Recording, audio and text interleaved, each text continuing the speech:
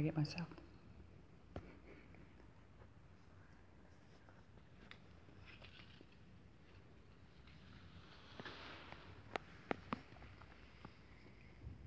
How many of you are aware that Sweden practiced forced involuntary sterilizations on thousands of people?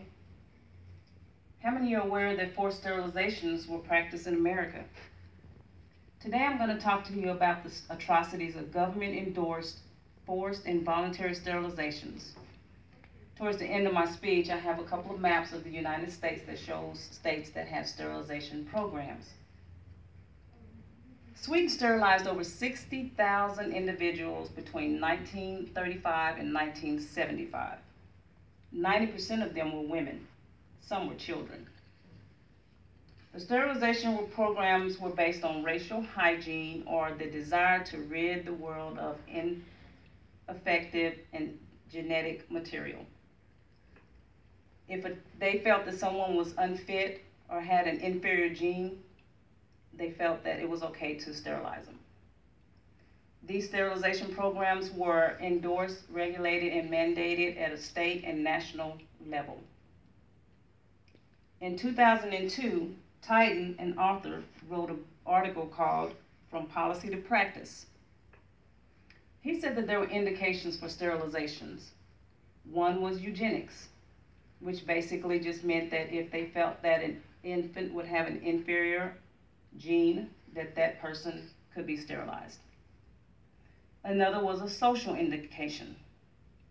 That basically meant that if they felt that a person was unfit to have a child due to being mentally ill, feeble-minded, being a deviant, or having an asocial lifestyle, they felt that that person could be sterilized.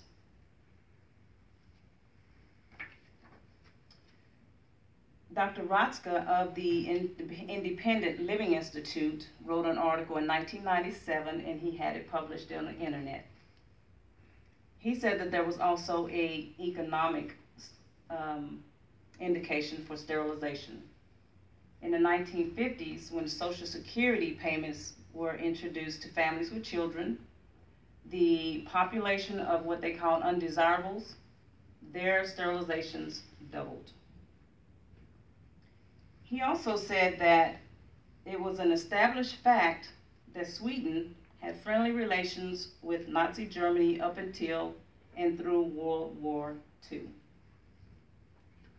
He said that many of the nationalistic and racist thoughts and programs that Hitler Germany stood for also was popular in Sweden. I talked about forced sterilizations in another country. Now I'll talk about forced sterilizations in America. I have a map that shows sterilization programs in the states in America. This map shows the date on which each state was inaugurated its eugenical sterilization laws. Indiana was the first state, and they inaugurated their laws in 1907.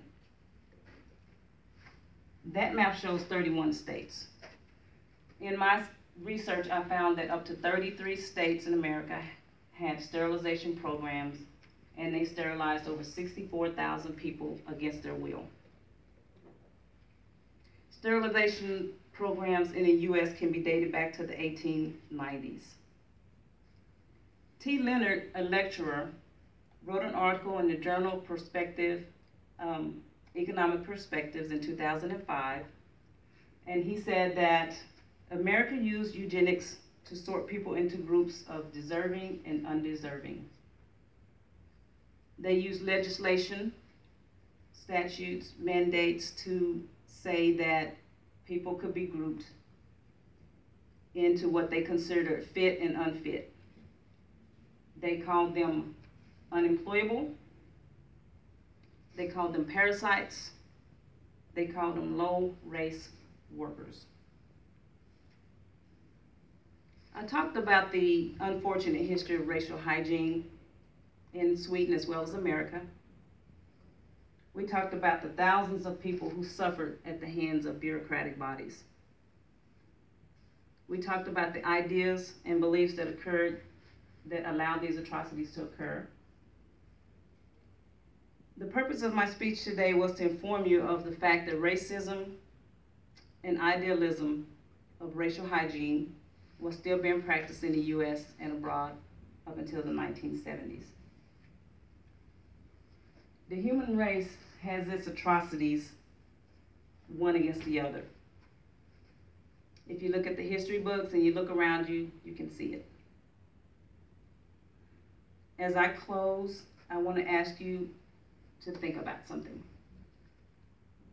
As you look at your children, your grandchildren, your family members, if someone was to tell you that based on their ethnicity, the color of their skin, or the fact that they don't like their lifestyle or the way they choose to live their lives, that they don't have the basic human right to bear children, tell me what you would think or how that would make you feel.